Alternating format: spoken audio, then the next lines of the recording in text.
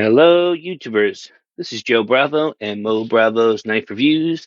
I know I haven't had a lot of time to post things or any new videos recently. I haven't had too many new makers and really like showing new things off to the group.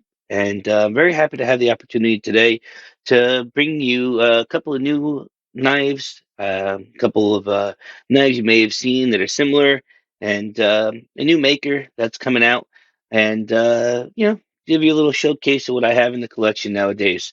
I'm going to start off with this CMF Mini Mistress. I purchased this about 4 months ago. I was getting spotted, and it finally came back a couple weeks ago. It has this beautiful black lip pearl inlay with three alloy Makudi um, show side scale with a matching floating backspacer and with a matching pocket clip.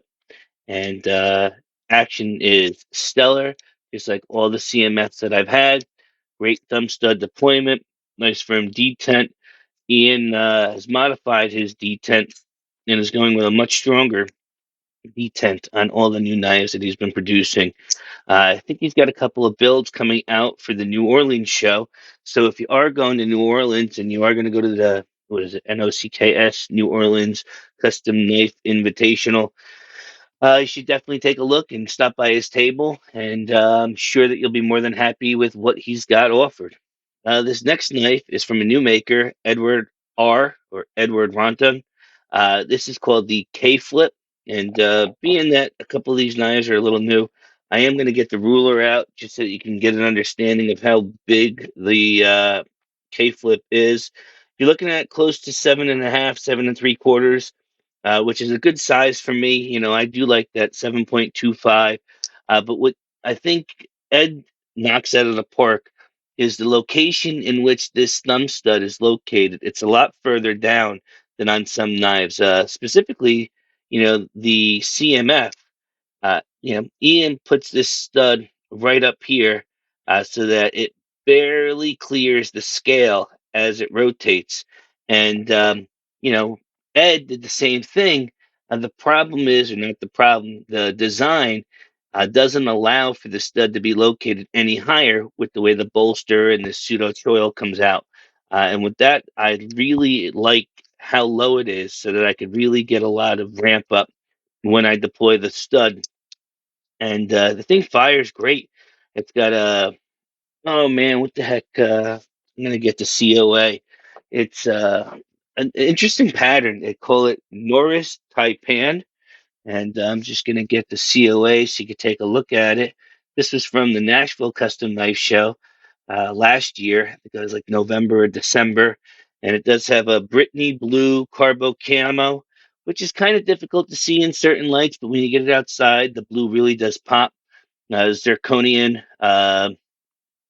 bolsters and pocket clip. Just overall, a really nice package. From what I read, the Edward R. learned from Edward Barajas. And so if you know the Sharvinko knives, the Waka, the Mini Goblin, you get an idea that that pedigree extends out to Edward and seems to be doing some really nice stuff. From what I understand, too, this is all handmade. Like Ian at CMF, no CNC. Everything is hand sculpted, hand molded, some blanks or whatever to get a pattern to be cut out so it's not by hand every time with the iteration of the knife design. But everything that you do see here is not done with a CNC machine, it is done by hand. One of my favorite knives is back. I know I had it on here for a while. A buddy of mine was able to get it out of my hands, and thankfully he gave me a shot to get it back. This is the Jonas Iglesias Ion, and I freaking love this thing. This very well might be my favorite knife of all. And it goes back to what I was saying about the Ranta. The Ranta and its location of the thumb stud really allows you to get a tremendous amount of purchase when you deploy it. If it was a frame lock, I think it would be even better. The Jonas is a frame lock, and it really allows you to put pressure on the frame lock when you deploy it, which even more so increases the detent pressure, which for me, as I enjoy a really nice firm detent and a great action, I don't think there's anybody that's doing it better with Jonas. And it's funny, I haven't had many of his newer builds. This is from 2018, and whatever he did on this build, it's killer, it's stellar, it's one of my favorite builds. And I don't know, it makes it really difficult to try other knives and other makers with other stellar actions where either it's the thumb stud location isn't in the right spot, or the deployment isn't as firm, or I don't know what it is. Just amazing. And all three of these knives, four including Anton, are on bearings. I feel like the Jonas is really smooth. If I said it was on washers, you would believe me about how smooth the knife is. But it is on bearings, and just a terrific knife. This last knife I want to have is the Anton Knives Boudicca. And you're going to say, I know, Joe, I've seen a whole bunch of Boudicas on your channel. What makes this one special? Well, I had purchased this one probably over a year ago, which everybody that follows the channel knows I don't keep much for very long. But this is a 7.5 inch with that Cerakote. And my buddy Noel wanted the prototype Anton made for me, which was basically this exact same build with the studs to allow me to thumb flick and spidey flick. And Anton, I was able to convince to make me another one with this black Damascus steel, with the studs again, and with the front flipping.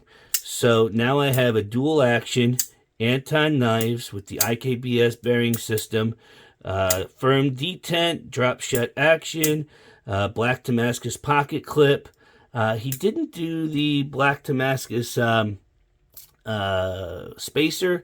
I was hoping that he would, as his spacers are really sweet, and this clip very well might be the best Damascus clip I've ever owned, which is why I think this might be a forever knife. And I really do enjoy this knife still, so I don't think it's going anywhere. When it comes to the Anton knife, it's so funny to get nitpicky. What I have liked to change is if this stud was put a little bit lower, it would allow me to ramp up as much as I can with the Jonas and with the Edward R knives. But at the end of the day, it is a fine deployment. It's like minuscule, the difference between the one and the other. Anton's thumb stud selection as well, I don't think is as good as the Jonas Iglesias. And I think it just depends on how Anton thinks about thumb flicking and spider flicking. He traditionally does flippers and front flippers, so his tab is really where he excels. This is a custom-made thumb stud. He actually made these in-house, and I think he understands that flipping the knife with the stud is about utilizing the front of your nail, whereas I feel like on the Jonas, what I like to do is I like to take my fingertip here, or I like to take my fingertip and go on top of the knife, on top of the stud, and push it forward. And I don't think Anton's stud allows for that all too well, as there's very little texture on the top of the thumb stud to allow you to deploy it like the TI connector or other traditional thumb studs most of your knives are used to.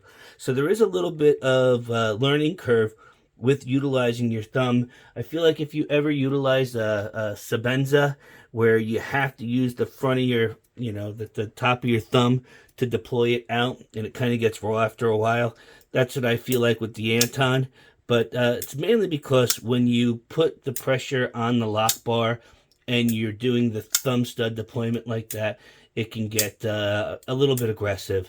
Once you get the hang of it and, you almost let go of the knife while you're deploying it, I don't find that I have any issues with deploying the knife at that point.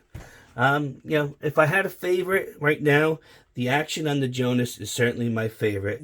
The top two best looking knives, I would say the Mistress is number one, and the Anton with the black Damascus scale is 1.5. Excuse me. It's just tremendous.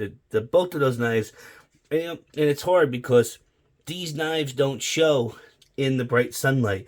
You need to get them in an overcast light. You need to get them where it almost looks like a high dynamic range or an HDR photo. This thing in certain lights looks like it's electric. Like, think about the Spider-Man cartoon or Spider-Man with Electro, where like it looks alive. And the different patterns inside the Mistress, it's bonkers. And what you can't see, try and see if you could see it, but on the inside of this scale, Ian did half hurricane holes and an inlay. So just another one of those hidden Easter eggs that you don't find until you own a knife. And that's present on the Mistress. And just something I really enjoy about collecting and enjoying the knives, getting them in your hand, seeing which ones fit you best. The one that is on its way out is the Edward R. My buddy Travis introduced me to them, and he wanted that after me, so I'm going to pass it along to him. I do think that Jonas is going to be a keeper, along with the Antons. The Mistress, I think, as well, is going to be a keeper, as I don't know if I've owned a knife that looks as good as that. That black lip pearl, the way it, blends together with the 3 alloy, it's incredible. I don't know. I don't know if Ian could have done a better job.